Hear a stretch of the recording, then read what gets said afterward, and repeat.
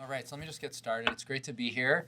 Welcome everybody to RT2. It was so cool to hear about everybody's backgrounds, and we really have folks from, I'm not sure how many different fields, at least 7 or 8 different fields that I could keep track of, from international development to biostatistics, nutrition, et cetera. It's really fantastic to see this group. What I want to do again, I'm Ted Miguel, I'm faculty director of BITS.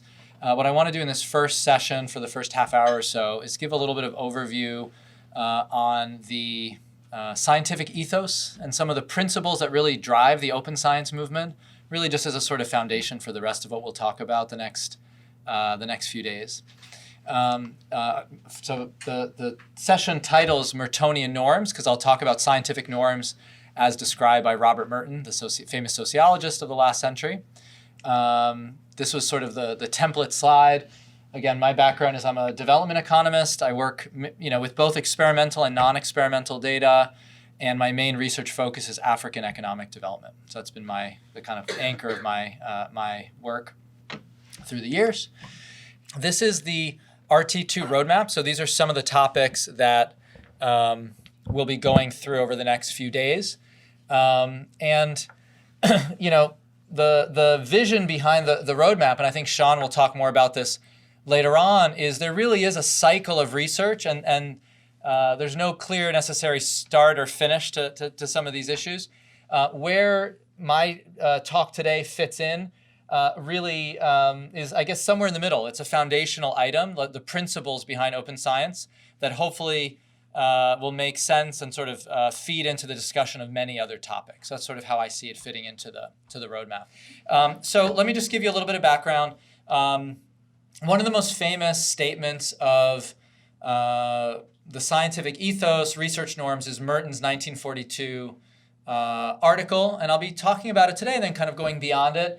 It's extremely influential. I think arguably the most influential take on what is the right way to do science, or what does it mean to be a researcher? What are the ideals that should be guiding our work? It's been cited many, many thousands of times if you look on Google Scholar.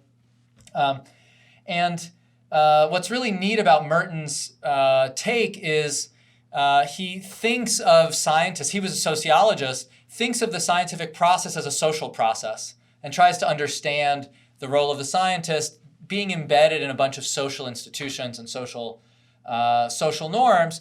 So what he's really trying to do is describe those norms. What are the principles and the norms that really bind scientific behavior and shape scientific behavior?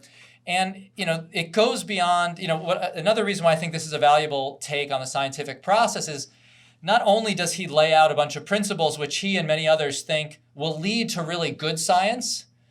He also describes principles that scientists have really internalized and taken to feel very strongly about, that they feel are good, that they're right. So it's really a normative perspective as well as being a discussion of what's efficient for science. So we'll go through those now. There's 4 main values or core values that he focuses on: universalism, communality, disinterestedness, organized skepticism. So I'll go through those in turn. You may wonder, even stepping back beyond Merton or before Merton, where these values come from.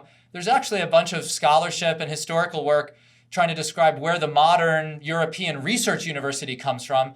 Actually, the origins of sort of European research universities can be traced pretty directly back to medieval monasteries. So you'll actually see that some of the values here, these kinds of ascetic universal values, some of them may flow from these monastic traditions. So I'm not saying we endorse or don't endorse that, but it's interesting to think of where this culture came from. And it really goes back many centuries. Okay, so the first principle that really drives science and that scientists feel very strongly about, according to Merton, is universalism. And the idea behind universalism is it doesn't matter who you are as a scientist, what your identity is. What matters is the science.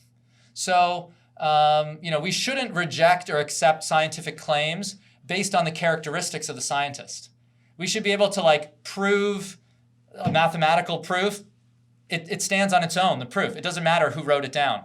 The statistical analysis that we put together has validity or doesn't, and it doesn't matter if a woman, a man, a tall person, a short person, people with any characteristics do that analysis. The analysis stands on its own as science. So research findings are fundamentally impersonal. They should stand on their own. What's neat about the discussion in Merton is he talks about broader social institutions and how they affect the scientific process. And so in particular, if scientific activity takes place in a society that rejects universalism, that takes place in a society where certain groups are favored over others, that can interfere with the scientific process. So society that isn't egalitarian, that isn't democratic, that's very socially stratified, may not actually see as much scientific progress as a more egalitarian, democratic, et cetera society, because all of these other social structures are getting in the way of science. For instance, what if certain groups of people simply don't have access to education or don't have access to scientific careers? Then whole populations or whole subpopulations can't contribute to science. And you won't get as rapid scientific progress as you would if everybody was able to engage in scientific research. So he makes a link, and actually it's in the title of the article, between democratic societies, open societies, egalitarian societies, and scientific progress. So, some poignant examples from the United States stand out. This is a picture of David Blackwell. David Blackwell was a very famous mathematician at the University of California, Berkeley. He was the first African-American member of the National Academy of Sciences. He was really a mathematical genius. He finished undergrad, I think, at 16, got his PhD 3 years later from University of Illinois in math, but then couldn't get a job. No leading math department would hire him for years because he was black. This was in the 1940s. Eventually, he was hired at Howard University, then hired at Berkeley, and made fundamental contributions that you may not even be aware of to game theory, statistics. Like a lot of what we do in social science research is based on his work in the 1940s, 50s, and 60s. Now, the United States, with pervasive racism, even worse then than there is now, in the United States, he kind of was just coming up in his education at a time where it was just beginning to be possible for African Americans to become faculty at these universities.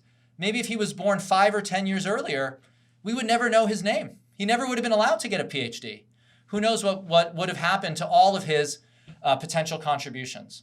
So this is just one example of so many individuals whose social status got in the way or, partially prevented them from making scientific contributions. Thankfully, David Blackwell was such an incredible genius that he broke through and was able to make these contributions. How many other people weren't able to?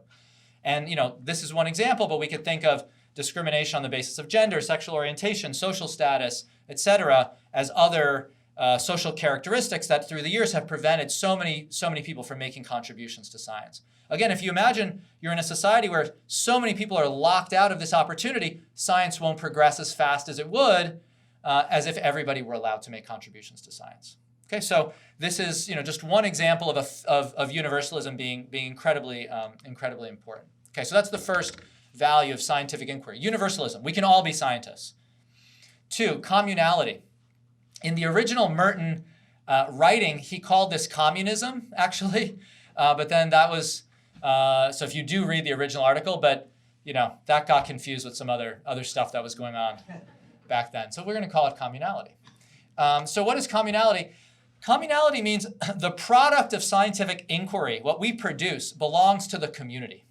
So if I produce research, I produce a new tool, I produce a new finding, I don't own it as a scientist. I'm producing it for the community to use and build on. So it's the original open source sort of idea is really embedded in the scientific process. So Merton writes that secrecy is the antithesis of this norm. When we're working and discovering things, we should share them with the rest of the community. Just as they've shared things with us and we've built on their work. And that's really the essence of scientific discovery. Again, there you see the word communism. But communality of the scientific ethos is incompatible with the definition of technology as private property in a capitalistic economy. That's sort of Merton's take at that time. Clearly there's been a lot of strain around this ideal, especially in sort of Bay Area, Silicon Valley, institutions where lots of colleagues seem to spend lots of their time just thinking about how they can commercialize their ideas and sort of write patents to enrich themselves. According to Merton, that sort of activity goes against core scientific values. So even if there's great research going on in Google, and there is great research going on in Google, if none of the rest of us can see it, because it's locked up there and it's just being used to enrich Google, that violates core scientific values. Open source sharing is compatible with core scientific values. So this is, again, another pillar of scientific, the scientific ethos. Third, disinterestedness, which you could also think of as sort of unbiasedness. As a researcher, I shouldn't go into my scientific inquiry with some sort of predetermined agenda. I should go in, see the data for what it is, interpret it even-handedly, and really just have concern for the truth, rather than being interested in a certain finding or agenda. If I really care about a certain issue and the data contradicts my prior view about what should pertain, as a scientist, I have to report the data honestly. That's what I owe the scientific community, and that's what I owe science. Even if that goes against my views, or I'm concerned about what other people will think of me for producing that kind of result. We should really be concerned with the truth. We should have, as he says, idle curiosity, altruistic concern with humanity, rather than being driven by an agenda. So we shouldn't be biased when we interpret results. We should really be even-handed. And Merton has a pretty extended discussion here about how people see scientists. And I think some of what he writes about back in the 1940s still holds, although there's been an evolution in society's view of the researcher and the scientist. It seems like in reading Merton, or if you read other accounts at that time, that in the 1930s, 40s, and 50s, at least in US society, there was just tremendous, scientists were held in incredible esteem at that time. And he says the population believes scientists, basically are incredibly ethical, moral, altruistic. But Merton says scientists aren't different as human beings than anybody else. It's not that as researchers we're better people. We just operate in a social system that really constrains our behavior and encourages us and incentivizes us to behave in a certain way. So this is what leads us to be disinterested. Okay, fourth, organized skepticism. This is a very important point. A very critical part of science and a key norm in science is being skeptical of others' findings, challenging others' findings, forcing them to prove their results. The community gets together and doesn't just accept things blindly or doesn't accept things because of the status of a particular researcher, going back to the universalism point. You have to prove a mathematical proof. You have to show your data. You have to sort of confirm your findings with the rest of the community. So he says scientists are subject to rigorous policing to a degree perhaps unparalleled in any field of activity. Because once you put your data out there, everybody else can challenge it and disagree with it. And that's a normal part of the scientific process. I really like that last quote. The scientific investigator does not preserve the cleavage between the sacred and the profane. So here he's saying there's nothing that's sort of off limits for inquiry. We have to be able to be critical about everything, contest everything, and we're not going to take anything as an article of faith here. That's really the point there. No articles of faith. So this is where certainly the modern scientific ethos breaks with monastic tradition, because even if there were scholars in monasteries 1,000 years ago, presumably there were certain things they weren't supposed to disagree with.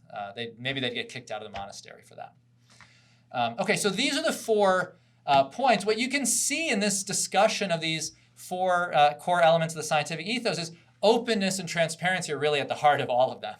You're supposed to share your data. We're supposed to openly debate. There's no sort of social hierarchy in science. It's really a very democratic and open vision where free communication between scholars is really at the core.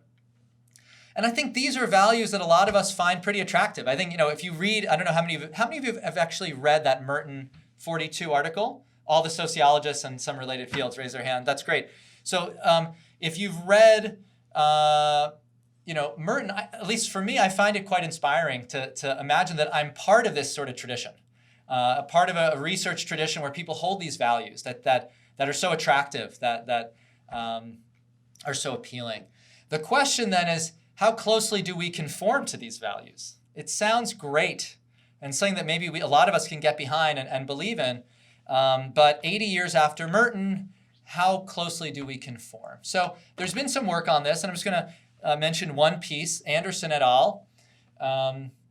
This is a article that tries to study scientific norms, how much people conform to these norms. They focus on US researchers about a decade ago. What they did in this article is they conducted a survey of thousands of researchers who had received NIH grants. So NIH is a huge, National Institutes of Health. It's a huge research funder in the United States. They fund lab science, they fund epidemiology, they fund some health economists, some medical anthropologists. They actually fund a very wide range of scholars. And here, folks across all those different sort of subfields or funding mechanisms were surveyed. So they attempted to get a nationally representative sample of these researchers. They had a survey rate of around 50%, which, for a large-scale survey of this kind isn't too bad. So we could caveat some of the results, and we can talk about that if you want, but let's just take as a given that they're capturing, the bulk of sentiment in the research community. And they have both early career and mid-career grantees. So the early career are people who got K grants, for people familiar with NIH, training grants. And the mid-career are people who got R01s, which is like the kind of large multi-year investigator grant. Okay, so what do they find? They run a survey and they ask explicitly, and they have multiple questions about how strongly people believe in and follow Merton's norms, and then what they call counter norms. So again, they ask questions in a variety of ways, universalism versus particularism, communality versus secrecy, et cetera. And then they add a couple of other norms that have since been sort of added to this collection of the scientific ethos, principles of the scientific ethos. Governance, meaning self-governance by researchers, versus scientific administration, where again, the independence of researchers to pick their own topics is seen as central to science. And then quality versus quantity. How much is there a focus on the quality of a paper versus just producing lots of papers for sort of a paper count? Now, again, as an economist, I would say, well, quality and quantity matter. Like, if you can produce more good papers, that's good. But I think we all get the sentiment that we should really care about fundamental contributions rather than just writing lots of short papers for the sake of writing them. Okay, so what do they find? There are 3 categories of outcomes that they focus on in this article. Subscription, how much do individuals subscribe to or sort of claim that they support these ideals, number 1. Number 2, what is their own behavior as they state it? And 3rd, what do they believe about others' behavior? So let's just go through these in turn. And you can see the bars here have the mid-career and the early career scholars, this little breakdown. You can see when you ask people whether they support these values, about 90% have overwhelming support for Mertonian norms. They do believe in openness. They do believe in universalism. The light gray means they overwhelmingly support it. That middle gray is like they have kind of mixed views. And then the dark gray is basically they mainly support the counter norms. So not too many people support the counter norms here. Most people seem to support Mertonian norms. This is feeling good. Merton is alive and well. These ideals are alive and well. Well, then they ask people about their own behavior. How much do you actually follow these norms in your behavior? Most people claim to follow the norms in their own behavior, around 70%. There's a little bit of difference between mid-career and early career. I'm not sure exactly how to interpret those slight differences. Again, 70% claim to follow the norms. 20-30% are kind of mixed. And now there's a growing share of people like, no, I'm all about secrecy here. I really care who wrote that article. If it was, a famous professor at Harvard, then yeah, that's pretty much, I'm done. I'm good with it. Okay, so that's, we see a little bit of slippage there. Then they ask people about others' behavior in their field and say, how about other people in your field? Do they often embrace openness? Do they? So here's where it gets a little discouraging. Only about 10% of people actually think other scholars in their field consistently follow Mertonian norms. Another chunk are kind of mixed, but the majority of scholars, when asked, actually think the norms aren't being followed by most of their colleagues. Now, I don't know how to interpret this data. There's a couple of different interpretations. One is, people are pessimistic about others. Probably, if you ask them about their own behavior, that's That's the best. That's one interpretation. But there's another less positive interpretation, which is no one, because the norms are floating around out there and we're supposed to believe in them, people don't want to admit to others or themselves that they're not really following the norms. But when you ask them about others' behaviors, you get a more honest answer. So in development economics, my field, when people run surveys asking about corruption, it's very difficult to ask questions about corruption. It's illegal to engage in corrupt acts. So if I ask someone a survey, they may be admitting to an illegal activity in the survey. So what development economists do in my field is we don't ask, did your firm pay a bribe last month? We say, think about a firm just like your firm, in your city, same sector, same size as your firm. In the last month, would that firm potentially have paid a bribe? Now, that's pretty close to basically asking about your own firm. When you ask that question in development economics, you get way more reporting of corruption. So there's a little bit of a fear here that maybe that bottom panel is closest to the truth. That's the concern. So this gap between what people say they believe and what they think is actually being done in practice is what Anderson et al. Call the normative dissonance, or the disillusionment gap. That a lot of researchers are motivated by high ideals, by this open scientific ethos. They want to practice in that way, but norms have changed, and norms make it difficult to follow these practices. And that's really, I think, in some level where BITS comes in and these trainings come in. There really are now, as you'll hear over the next 3 days, a suite of practices, policies, techniques, and tools that we can adopt to engage in way more open and transparent science. And you're going to hear about a lot of them. What's been so exciting about BITS over the last 6-7 years is we've done so many of these trainings. We've written a book. You guys got the book. There's online training courses, and we can feel norms changing, and we can see practices changing. And actually, some recent surveys show pretty sharp shifts in behavior towards open science, towards data sharing, et cetera. So we're kind of right in the middle of, we hope, a shift back towards Mertonian norms, back towards a set of practices that are really in line with our values, and away from some of the patterns I just showed you in the Anderson 2007. Okay, a few more patterns here, and then let me open it up for questions. There's some neat stuff that comes out of this Anderson et al. Paper. First, if you compare subscription to these norms or following these behaviors at for-profit organizations versus, say, research universities, there's more sort of attachment to the counter norms in for-profit institutions. And of course, that makes a lot of sense if you're working to develop patents, or you're working to develop proprietary research that isn't going to be shared with the community. You're sort of acting against these norms. There's some differences between scholars coming from different institutions.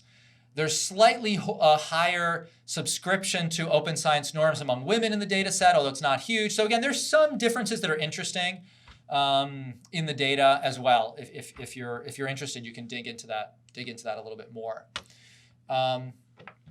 So this is just the last quote that I'll put up, and again, this is from Anderson. They feel that this strain, this sort of seeming contradiction between our norms and what's actually going on in our field, leads to a lot of stress. That a lot of people are motivated by the counter norms in order to gain some sort of competitive advantage in their field. So it becomes very important to have systemic change and a change in norms more broadly to eliminate that source of tension or that sort of trade-off that people may feel. And again, I'll just leave it with this last question. How can we bring practice back into line with our core scientific values? You'll be hearing a lot more about that the next few days. So let me just open it up for questions for maybe 5 minutes, and then I'm going to turn right away to my next set of slides. But I don't know who wants to open up with comments, questions, thoughts, reactions. Yeah, go ahead.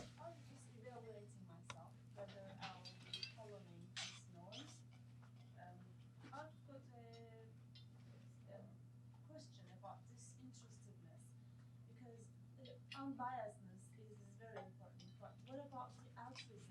Because we are interested in a topic, and then we go days, and then we want to make research on this. Yeah.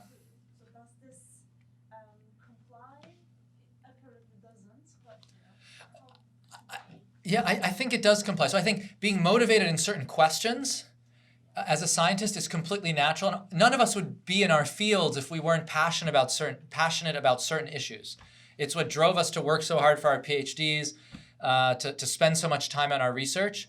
Being passionate about issues is completely compatible with being a scientist, being interested. If you're interested in global poverty, if you're interested in finding a cure to cancer, all of these things are compatible with being a scientist. What isn't compatible with being a scientist is if you run a test, you get your data in, and you actually found that this gene that you thought was associated with breast cancer, we were just talking with Shal before, statistically, there is no correlation. You have to report that honestly. So I think that's the distinction. You can be motivated by issues and topics, but when the data comes in and you're carrying out the science, you have to report it in an unbiased way. So that's at least how I kind of reconcile these two things, because I certainly have my own ideological biases and views, my own politics, my own priorities, as we all do. And that's driven a lot of my research agenda. But, I was working on a project. I'm not sure if this will be covered in the next few days. I was working on a project in Sierra Leone like 10 years ago that was attempting to reform community governance in post-war Sierra Leone. And we worked for years on this project. The World Bank funded this project, and tons of effort went into it. We designed an RCT to study the effect of this reform of local governance institutions to try to empower youth and empower women and all these aims that we were so excited about. And then when we studied after 4 years of this intervention, whether women and youth had more voice, had more influence, we found no effect across the board. We had this huge null effect. And our donors weren't happy, and the government of Sierra Leone wasn't happy, and we wrote the paper saying this had no effect. That it didn't matter how much we wanted it to have an effect. It had no effect. I would have loved to have empowered, immigrants and youth and women and other groups, but it didn't. So we have to report that honestly. So that's how I reconcile it myself. Not self-interested, professional motivation, just got me confused, but okay. Not being self-interested. Yeah. Yeah, and I think that's really tricky because, again, everybody wants to get a job and publish papers and sort of get tenure, and that is being self-interested. But the scientific ethos demands that if I have the choice of reporting the data honestly and maybe not getting the job, or sort of playing with the data, playing with the results in order to get the job, the scientific ethos demands that we report the data honestly, regardless of the consequences for our careers. Yeah. Yeah. Is there any data on like the trends of how these norms have changed over time? Like, was this the case like 15 years ago, or is it something?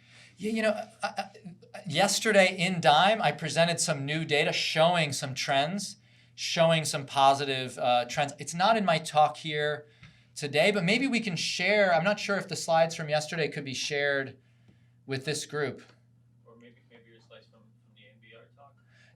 Yeah. So we have some results on that showing that just in the last 10 to 15 years, there's been a big increase in a number of open science practices. So we'll share those slides. It's not on in my slides here today. And we'll So- add it to the OSF, the presentation. Yeah. So there is actually some evidence that things are changing. And again, not just because of BITS, but there's such a big open science movement. Many organizations are sort of pushing in the same way. Yeah. I wonder if you could just comment or speculate about how much of the gap between what people say about themselves and others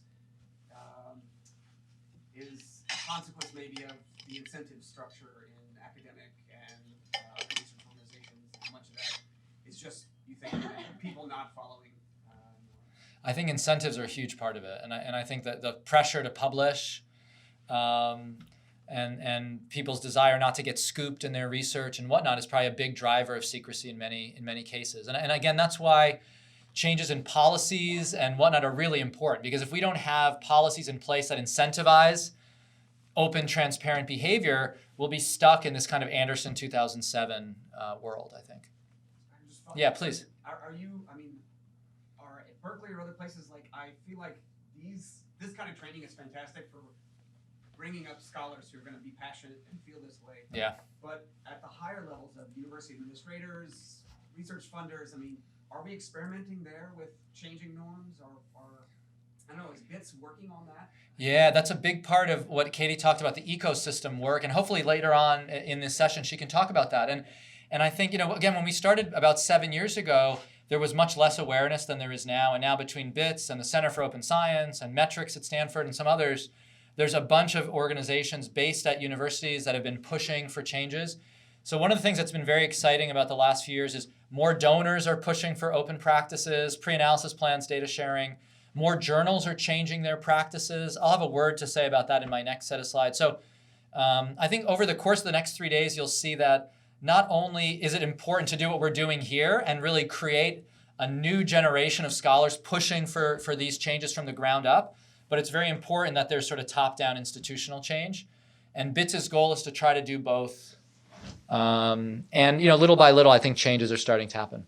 But thanks for that question.